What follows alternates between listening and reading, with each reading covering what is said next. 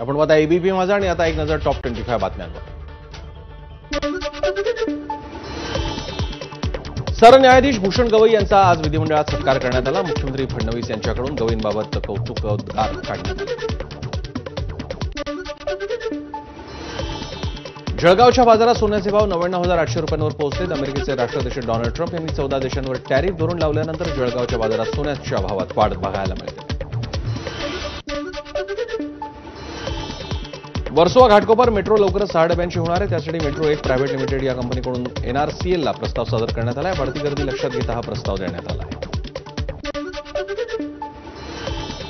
छत्रपती संभाजीनगर महानगरपालिकेकडून आजही अतिक्रमणाविरोधात कारवाई झाली। अतिक्रमण हटवताना हॉटेल मालकाच्या अतिक्रमण पथकासोबत हुल्लडबाजी करण्यात आली।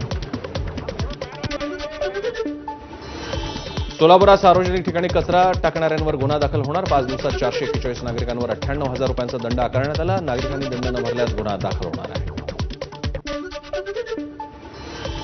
बुलढाण्यात आर्थिक वादातून माय लेकीला मारहाण झाली। उसने घेतलेले पैसे परत दिले नसल्यानं जबर मारहाण करणाऱ्या चौघांविरोधात गुन्हा दाखल करण्यात आला।